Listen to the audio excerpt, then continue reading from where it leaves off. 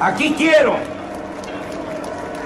señalar que hablamos de protagonistas, no de promotores, porque el objetivo de este movimiento va más allá de las elecciones. No se trata únicamente de llegar a los cargos públicos, aunque sea el cargo público más importante de la República.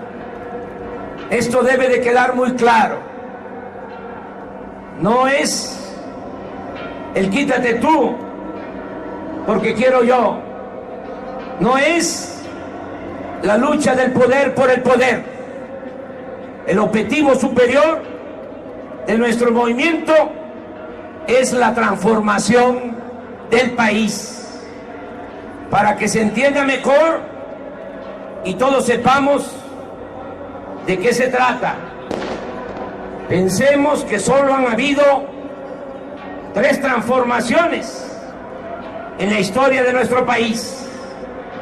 La independencia, ese movimiento encabezado por 2 curas extraordinarios, rebeldes, que no solo lucharon por la independencia de México, sino sobre todo por la justicia. Suele olvidarse de que Hidalgo fue el primero que proclamó la abolición de la esclavitud. Y no podemos olvidar también que Morelos, en su célebre documento Los Sentimientos de la Nación, decía que se modere la indigencia y la opulencia, es decir, que haya igualdad. Y decía Morelos que se eleve el salario del peón. Y decía Morelos que se eduque al hijo del campesino igual que al hijo del más rico hacendado. Y decía Morelos que haya tribunales que protejan al débil de los abusos que comete el fuerte. Esa fue una transformación. La segunda fue la que encabezó el presidente Juárez con los liberales, porque entonces, como ahora, los conservadores no querían los cambios, y también, como siempre lo hacen, cuando ya se sentían vencidos, acudieron al extranjero a traer a un príncipe para dominar nuestro país. Nada más que Juárez y sus ministros eran hombres que parecían gigantes, que se mantuvieron con firmeza, nunca perdieron la fe en la causa que defendían, y así resistiendo y resistiendo se logró echar de nuestra patria a los invasores, se logró restaurar nuestra república y la segunda independencia de México. La tercera transformación, no lo olvidemos, nunca, fue la revolución de 1910, porque Porfirio Díaz llevaba 34 años en el poder, había instaurado una dictadura, había esclavitud, maltrato y explotación a los trabajadores. Eran los hacendados los que mangoneaban en nuestro país. Por eso surgió ese movimiento, primero impulsado por los hermanos Flores Magón y por otros dirigentes sociales. Luego ese movimiento fue encabezado por un hombre bueno, un auténtico demócrata, apóstol de la democracia, Francisco I. Madero. Y ese movimiento también fue respaldado por dos dirigentes sociales extraordinarios, Francisco Villa y Emiliano Zapata. Y la revolución pudo dar respuesta a las demandas del pueblo, porque llegó a la presidencia el general Lázaro Cárdenas del Río, que entregó la tierra a los campesinos, protegió a los obreros y recuperó el petróleo que estaba en manos de extranjeros para beneficio de los mexicanos.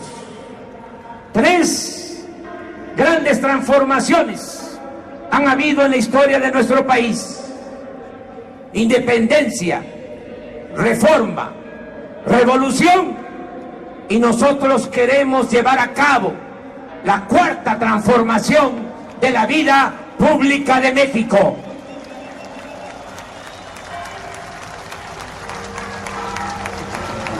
Apostamos a la transformación del país porque no vemos otra salida. La crisis actual demanda de cambios profundos. Nada bueno debe esperarse si continúa el actual régimen.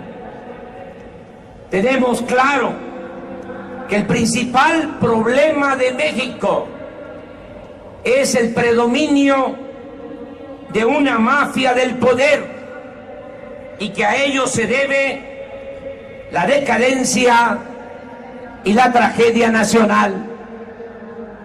Los grandes y graves problemas nacionales se han originado o agravado porque un grupo se ha venido apropiando de los bienes del pueblo y ha confiscado todos los poderes. La concentración desmedida de dinero y poder en unas cuantas manos ha cancelado el futuro de millones de mexicanos. Y este desequilibrio de pocos que tienen mucho y muchos que tienen poco produjo la ruptura del pacto social y el actual estallido de inconformidad, odio y resentimiento que padecemos. Por eso no queda más que derrotar a la oligarquía por la vía pacífica y electoral, para establecer en México una auténtica democracia, un gobierno del pueblo y para el pueblo, que distribuya con justicia las riquezas de la nación y que haga posible el bienestar, la tranquilidad y la felicidad del pueblo. Se trata de construir un nuevo pacto social, y a eso precisamente convocamos a todos los mexicanos. En este movimiento participan y hay cabida para indígenas, campesinos, obreros, trabajadores independientes, maestros, profesionistas, deportistas, artesanos, artistas, intelectuales, jóvenes, empresarios, comerciantes, mujeres y hombres de todas las corrientes del pensamiento, creyentes y no creyentes, mexicanos todos de buena voluntad para lograr la hazaña de salvar a México. Proponemos también que esta unidad en la diversidad, en la pluralidad, se pueda dar teniendo como eje un proyecto alternativo de nación.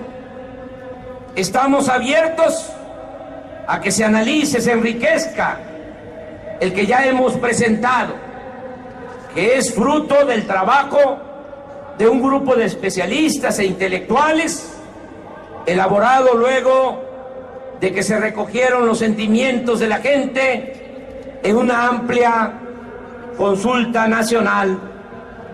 En esencia, lo que se plantea es un cambio en la política económica. Proponemos, en particular, que se impulsen actividades productivas y se generen empleos, que se rescate al campo del abandono en que se encuentra y se logre la soberanía alimentaria, que se